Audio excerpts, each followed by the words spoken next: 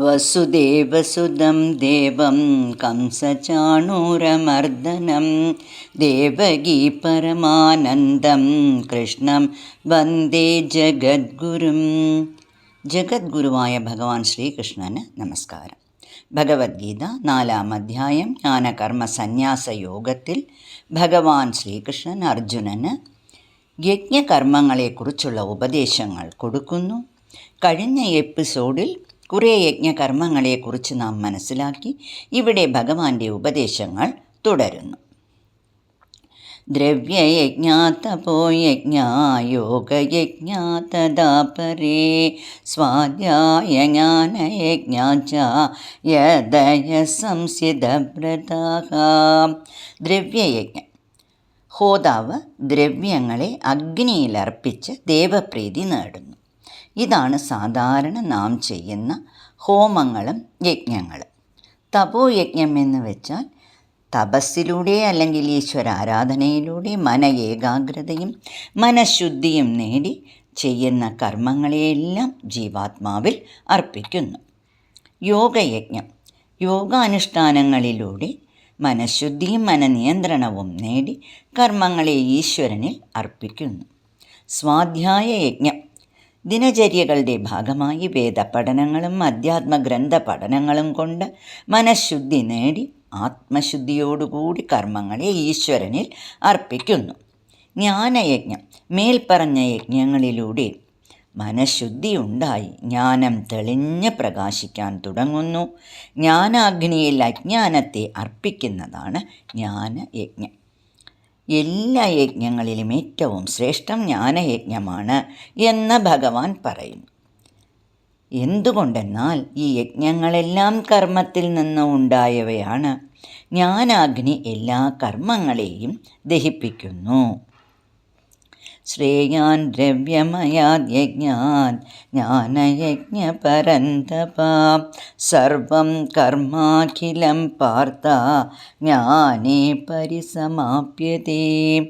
ഇനി മനസ്സിൻ്റെ ഏകാഗ്രതയും ശുദ്ധിയിലൂടെയും ജ്ഞാനം നേടാൻ പ്രാണായാമവും പ്രത്യാഹാരവും ആവശ്യമാണ് എന്ന് ഭഗവാൻ ഉപദേശിക്കുന്നു. പ്രാണായാമം. ശരീരത്തിലെ എല്ലാ ചേഷ്ടകൾക്കും ആധാരം പ്രാണനാണ്. ശരീരത്തിലെ വിവിധ പ്രവർത്തനങ്ങളെ അടിസ്ഥാനമാക്കി പ്രാണനെ 5ആയി തിരിച്ചിരിക്കുന്നു. പ്രാണൻ, അപാനൻ, വ്യാനൻ, ഉദാനൻ, സമാനൻ. ഈ 5 എണ്ണമാണ്. പ്രാണൻ ശ്വാസോച്ഛ്വാസം നിയന്ത്രിക്കുന്നു. അപാനൻ വിസർജ്യ വസ്തുക്കളെ പുറന്തള്ളുന്നു. വ്യാനൻ ഭക്ഷണം ദഹിപ്പിക്കുന്നു. സമാനൻ ഭക്ഷണത്തിലെ പോഷണ വസ്തുക്കളെ വിവിധ ശരീരഭാഗങ്ങളിൽ എത്തിക്കുന്നു. ഉദാനൻ മനോബുദ്ധികളെ ഉണർത്തും. ഈ പഞ്ചപ്രാണനെയും പ്രാണപ്രവർത്തനങ്ങളെയും പ്രാണായാമം കൊണ്ട് പൂർണ്ണമായി നിയന്ത്രിച്ച് ധ്യാനത്തിലൂടെ ഭഗവാനിൽ അർപ്പിക്കുന്നു. നിയതാഹാരം എന്ന് വെച്ചാൽ നിയന്ത്രിതമായ ആഹാരക്രമത്തിലൂടെ മനോബുദ്ധികളെ ശുദ്ധമാക്കി പ്രാണനിയന്ത്രണവും തുടർന്ന് ആത്മനിയന്ത്രണവും നേടുന്നു. അപാനേ ജുഹ്വതി പ്രാണം പ്രാണേ പാനം തദാ പരേ പ്രാണാപാനഗതിരുദ്ധ്വാ പ്രാണായാമപരായണാം അപരേ നിയതാഹാരാ പ്രാണാൻ പ്രാണേഷു ജുഹ്വതി സർവേപ്യേതേ യജ്ഞവിദോ യജ്ഞക്ഷപിതകൽമഷാ. ഈ വിധ യജ്ഞങ്ങളിലൂടെ യോഗികൾ മനഃശുദ്ധി നേടി പാപം നീങ്ങി യജ്ഞത്തിൻ്റെ ഫലമായി പൂർണ്ണമായ ആത്മനിയന്ത്രണം നേടിയവരാകുന്നു. ഈ യജ്ഞങ്ങളെല്ലാം കർമ്മങ്ങളിൽ നിന്നും ഉണ്ടായവയാണ് എന്നറിയുന്നവർ മോക്ഷം പ്രാപിക്കുന്നു എന്ന് ഭഗവാൻ പറയുന്നു. എല്ലാ യജ്ഞങ്ങളിലും ശ്രേഷ്ഠം ജ്ഞാനയജ്ഞമാണ് എന്ന് പറഞ്ഞതിന് ശേഷം ഭഗവാൻ ജ്ഞാനം തെളിഞ്ഞു വരുന്നതിന് ആചാര്യന്മാരെ സമീപിച്ച്, അതായത് ജ്ഞാനികളെ സമീപിച്ച് വിനയത്തോടെ അവരെ ശുശ്രൂഷിച്ചും സേവിച്ചും അനുസരിച്ചും കാര്യങ്ങൾ അവരിൽ നിന്ന് കേട്ട് മനസ്സിലാക്കിയും ജ്ഞാനം നേടണം. അങ്ങനെ നേടുന്ന ജ്ഞാനം കൊണ്ട് പാപസമുദ്രത്തെ തന്നെ തരണം ചെയ്യാൻ സാധിക്കും എന്ന് ഭഗവാൻ അർജുനന് പറഞ്ഞു കൊടുക്കുന്നു.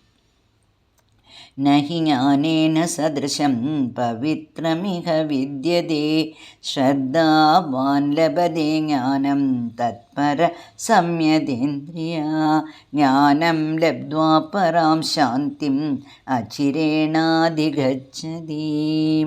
ശ്രദ്ധയോടെ യജ്ഞകർമ്മങ്ങൾ ചെയ്യുന്ന യോഗിക്ക് പരമപവിത്രമായ ജ്ഞാനത്തിലൂടെ പരമമായ ശാന്തി നേടാം എന്ന് ഭഗവാൻ അർജുനനിലൂടെ നമുക്കും ഉപദേശിക്കുന്നു. 4-ാം അധ്യായം ജ്ഞാനകർമ്മ സന്യാസയോഗം ഇവിടെ പൂർണ്ണമാവുകയാണ്. തുടർന്ന് ഭഗവാന്റെ ഉപദേശങ്ങൾ കേൾക്കാം. നാരായണ അഖില ഗുരു ഭഗവൻ നമസ്തേ.